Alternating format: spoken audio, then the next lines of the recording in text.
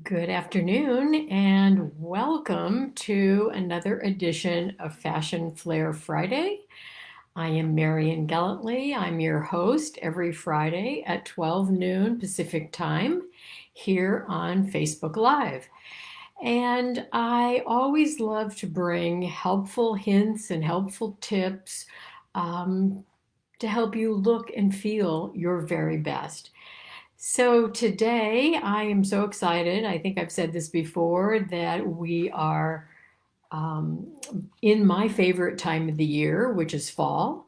And so I wore my new ginormous earrings here for you today to celebrate the fall season. Aren't those fabulous? They look really heavy, but they're not. They're really, really light. So I thought, oh, how fun are they? And what a great way to start off the fall season. So you know the rule here when you when you come on, I always want you to say hello and let me know you're here. Hey Joey, nice to see you. Looking gorgeous. Oh, thank you. I appreciate that. I always say think the same thing about you when I see you on live too. So, listen, today what I want to do is to talk about clothing choices that we can make to add inches. And you might say, add inches? Why would I want to add inches? Well, I'm talking about add inches to your height. But I can tell you that so frequently when I work with my clients, there's usually something that they are not happy about, not happy with. So, oh, I wish I were taller. Now that would be me. I'm only 5'4". I wish I was at least 5'6", 5'7". Oh, I'd even be happy at 5'8". But guess what? I'm not. I'm 5'4". So I need to learn how to add inches to my height so that I can appear taller, not only to make me happy, but in some instances, just to have a stronger professional presence when I need it, especially if I happen to be working within a group of men who are much taller than I am. Some people might say, oh, I wish my hips were smaller, or I wish my hips were larger, or I wish my bust was smaller, or I wish my bust was larger. So you see, the truth of the matter is most of us are not really satisfied with what we have. We always want to have something different. So if you fall into that category, you're right at home here for sure. And I can tell you, as a wardrobe stylist, one of the things that I like to do is to help my clients who want to see something different than what they have. First of all, I do want them to accept all the beautiful parts about themselves and to really focus on the parts that really are beautiful.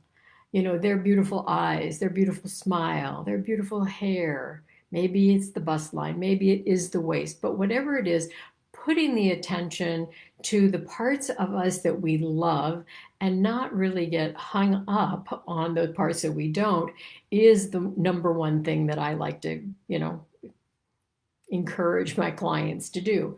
But I will certainly say there are ways to deal with these desires to be taller or to be leaner or to be thinner or all of those things. So I'm just going to focus today on the appearing taller. This is a big, big topic, meaning the whole topic of how you balance or counterbalance things on the body. I could actually spend hours talking on this topic. And in fact, in my Empowered Style program, last week, we actually focused, well, actually, the last 2 weeks, we focused about 3 hours total on this very topic. So I don't have time to go into all of it today. So I've just picked one thing, and that is if you would like to appear taller, which also means leaner, then I'm going to give you some little tips right at the moment. So I'm sure you've heard this before. This is nothing new or revolutionary, but I think it's a good reminder that If we want to appear taller, then wearing a column of color is really going to do that for us. And for the last many years now, we have been really geared more to mixing things up and chopping things up and not wearing things that are matchy matchy. And so that actually defeats the whole idea of looking taller and leaner. So I'm just going to say this year, because the new trends for fall for working women are matched suits, which is wonderful, but it doesn't have to be a suit. So I'm going to show you a few things here. I'm going to read a little excerpt. Many of you know that my dear friend Brenda Kinsell, we were friends for about 30 years, and she passed away with breast cancer a few years ago. But she's written several books, and I always just love picking up her book. Here is one of her books called 40 over 40. And so I'm just going to read a little excerpt out of it. She says, get comfy with your body by getting curious. Strive for understanding. Learn what it wears well. Start by deciding where you want to put the focus. Start at your head and working down the full length of your body, take a kind inventory. What do you want to bring attention to? What do you find challenging? What needs a little math in order to be in better proportion? Put it on paper. Put it on paper objectively.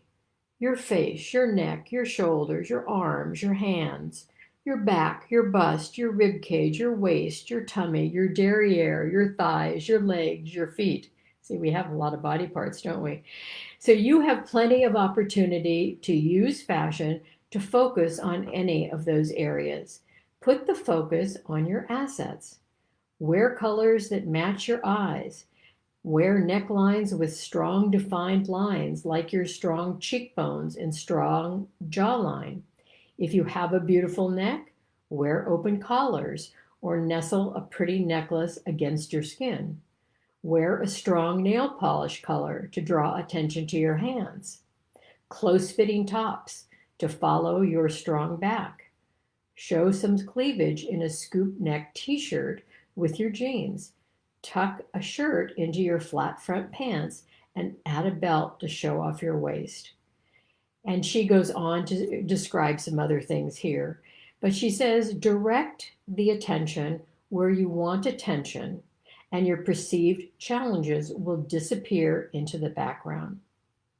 So that's what I want you to be thinking about today. So yes, I am going to be talking about taller, but I also want you to really think about the whole fact that you have many beautiful parts to focus on besides being taller.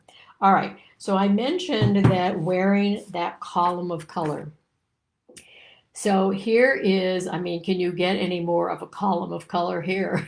You've got the matched jacket, the matched pants, the matched, it looks like a little bit of a sweater, cowl neck sweater underneath, all the way down to the pumps. So what that does when you wear a column of color is it keeps the eye moving up and down.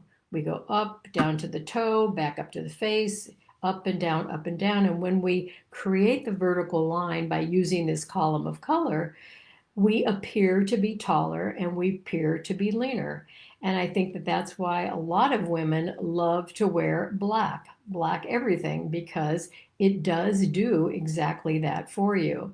Now, I'm going to also say, though, it doesn't have to be black to look great on you. In fact, black on a lot of us as we get older definitely makes us look older. So be careful. This particular outfit that we're looking at is an eggplant or an aubergine. So it is a dark neutral, but yet it's got a little bit of life to it, and it's not quite as serene, if you will, as a black actually is. So that's one example. Here is another example in a more casual way, but you can see the column of color. And the other little tip I want you to understand about is that showing some skin actually can add to creating that vertical line. So when we open up around our neckline and we open up our foot or our ankle or using footwear, it actually will now bounce the eye from up to the face, down to the toe, up to the face, down to the toe. So that also creates the vertical line as well. Now, the one thing I would say about this particular shoes, although it's beautifully coordinated with the outfit, if we really are trying to elongate ourselves and elongate maybe especially our leg, then having that little ankle strap go across really stops our eye right there. So you're better off having a shoe that either has an open vamp, meaning no strap going across, or you're better off taking that shoe and having a nude shoe. So a nude shoe, for instance, for me, would be this color. This is one of the colors that I can wear. So you can see it works with my hair. It bounces down to my foot. It bounces back to my hair. So thereby creating this elongating technique. So think about, do you have a nude shoe or a blush shoe or a skin tone shoe? Now I could also wear or have a shoe that is my skin tone. So down near my ankle. So either one is going to work, but if it should be blush or flush or skin tone to be down at your foot. And it just so happens that because my hair is going gray and this shoe is kind of a taupey gray, it really works for me. All right, so monochromatic colors keep the eye moving. Here's another example of that. So what I want to say about this is you see that all the colors these are all forms or different values of gray. So from light to medium to very dark. So the idea is they don't have to matchy-matchy. They can be of the same hue family in different values, and that keeps the eye moving as well. Or it could be something like this, where again, we've got a solid and we've got a pattern, but you can see that the color, the hue family, is the same in the jacket as it happens to be in the skirt. So that's very important. Now, the one thing I will say about this is that the column of color, you notice that we've got the little break in the column, don't we? We've got the white here. So just think about the column in this case is on the outside, meaning the jacket is on the outside of that top and it flows right down to the skirt. If you were to have the column inside with a contrasting jacket on the outside, that can cause a little challenge for women that have, let's say, a larger hip or a larger derriere that they don't want to show. So always pay attention to where the hemline of your cardigan sweater or your jacket is hitting and making sure that it is at a point that is where you want to call attention to. And in this particular case, the attention is going to go right here to the hip, and the fact that it is of the same hue family keeps the eye flowing right over that so you do not see that. So that is a great little technique as well. So remember that monochromatic colors keep the eye moving, and shoe colors, wear shoe colors that can elongate the body to have it go from the top of the head to the foot and back, or from the neck to the foot and back. All right, another way, let me just see here if we've got any comments here. Leslie, hi, thank you. Darla, good to see you. Janice, wonderful to see you. Diane, wonderful. By all means, if you have any questions or you want to ask a question about this topic in general, please, by all means, go ahead and just pop it in there. All right, another way to appear taller is to wear a higher waisted pant. You see how high-waisted that pant is, okay, with the top actually tucked in, because now what? We can actually elongate the look of the leg and elongate the look of the body. So when we extend our pant to the waist or beyond it with a high-waisted pant, it definitely will give us a longer and a leaner look. Now, this works very well if you have a long torso, a long upper torso. If you're somebody like me who has a short upper torso and also is full busted, I can tell you this can be dangerous. So you definitely don't want to do that if you are short-waisted, because that's going to shorten your body, which totally defeats the purpose of this. So there is another pant style that you can try, which is wonderful for elongating the body and to appear taller, and that is the boot cut pant. Okay, so the boot cut pant is the pant style is closer fitting on your thigh down to your knee, and then below the knee it opens up to a fuller bottom that actually skims the floor. The secret here wearing a boot cut pant is wearing a pointed toe. Let's see if we do. No, over here, Marianne, over here. Okay, there we go. So a pointed toe. All right, so what do you think happens then if the boot cut is coming down and is hitting on top of the shoe or close to it? Then the pointed toe will elongate your look by about 3 inches. So therefore, it makes the leg look longer and you look taller. Now, you may say, I cannot wear pointed toes. I get it. Well, what you might do is you might wear something that is a little more almond shaped rather than something quite so pointed. But you can see if I put a rounded toe and a pointed toe,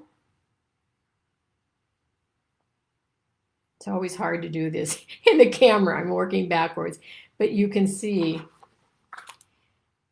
how rounded this toe is and how it definitely does kind of stubble off the toe a little bit. So again, if you're trying to look taller and longer and leaner, then try a more elongated, even with an almond-shaped toe versus this round toe that you see over here. Okay, so wearing a boot cut pant, but then wearing something with a shoe that's going to bring the toe out and extend it beyond the hem is really a good strategy.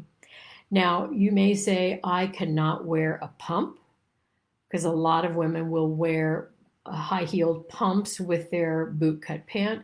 If you cannot do that, which I cannot do that, then wearing a flat like this is a good strategy, but now you just have to make sure that the hem of your pant is not too long, okay? So that's where your alterations person is going to come in. That's where, you need to find somebody that is going to be just, your friend, somebody that you can trust, somebody that does a good job, but also can give you advice when you go in with your clothes in terms of where the lengths of things should be.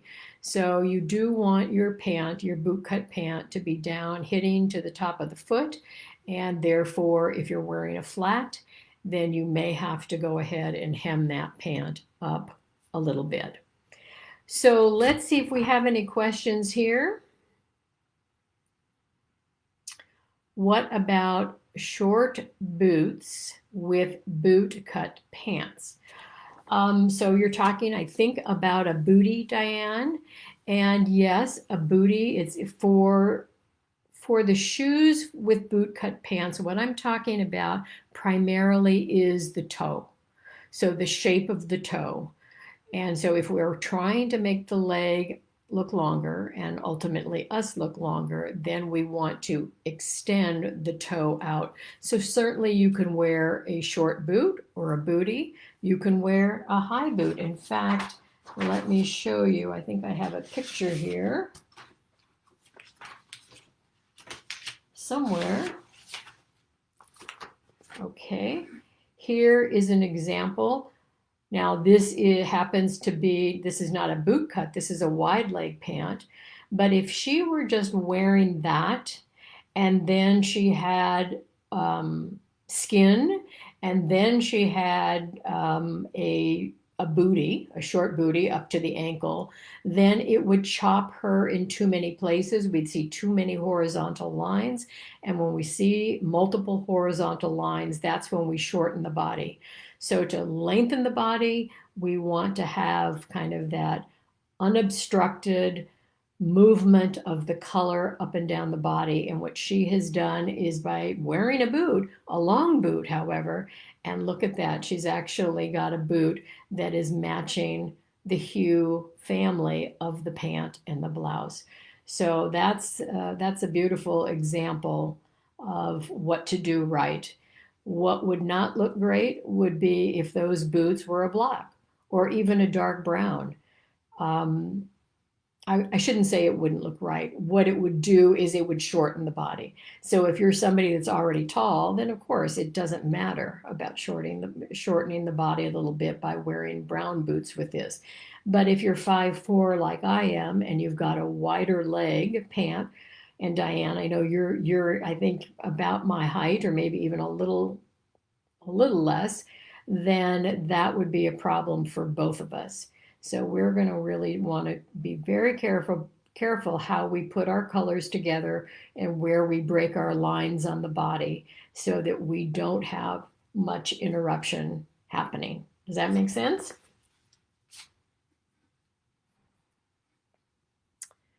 All right, let's see. How do jackets work? Short, medium, or three-quarter jackets. What is the correct length for your body type? Well, this is a whole topic. And Leslie Pearson, who is here, she's in the Empowered Style program, and she knows we've just spent, quite a number of hours talking about this. So it really depends, Janice, on your body proportions, and are you short-waisted and long-legged, or are you long-torsoed and short-legged? So depending on what part of your body needs lengthening. So for me, I'm short upper torso. I have a full bust. I don't have a whole lot of space between the bust line and the waist.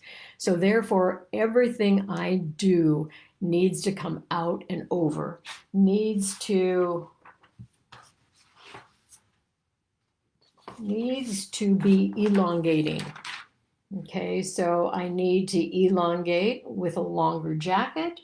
I need to elongate with a longer jacket to bypass the short waist. Do something with a cape that you see how that elongates what might be a short torso under there. Or something like this, elongating and bypassing the waist so you can't really see that I'm short-waisted. This would be the kiss of death for me with a short-waisted body and full bust. So I couldn't do that. So I don't remember, Janice, exactly what you are. I don't see you saying that here. I'm going to guess maybe you're on the shorter side, short-waisted. Not positive about that, but I think that's really what you need to be careful of. You need to be skimming over the part where you're short and use color to keep the eye moving up and down. Oh, you're long-waisted. Okay, well then if you're long-waisted, then you can wear a shorter jacket. So you're going to probably be fine. You probably can do, with a long waist, you can do this shorter jacket very, very nicely. So it's really looking at the 4 quadrants of the body. It's more complicated than what I'm making it out to be in this moment, but we have to really look at not only the upper torso, the leg length, the crotch length to see if you have a large or a long rise or a short rise, but it's putting all the elements of the measurement, the vertical measurements together to really determine that. And that is, a service that I do offer to people. So if that is something that you need to have done or you want to have verified, all you have to do is shoot me an email on that, and we can work on that together. Or you can join the Empowered Style program that'll start up again in January. That's another possibility. So that's always a fun class. So that is it for today. Just one little strategy of how we can elongate and minimize the frustration about thinking we're too short, or minimize the frustration of thinking that our body is out of balance when we look in the mirror. So any final questions before we pop off? Let me just see here. I don't think so. I don't see any additional questions. As I always say, though, for some reason, sometimes I'll pop off and then I'll see a question. And so I don't know why it doesn't come through when I'm talking to you. But as always, if I see a question from you at any point, I will always respond to you either in the comments area, or, as I've always said, if you have a topic that you want me specifically to talk about in the future, just make sure you put it in the comments area, and I'll pick that up as an idea to do a future Fashion Flair Friday. So that is it for today. Diane, you're very welcome, and glad you enjoy it. I enjoy doing these for you, and I'll look forward to seeing you back here again for another edition of Fashion Flair Friday next Friday. Okay, y'all. Bye now.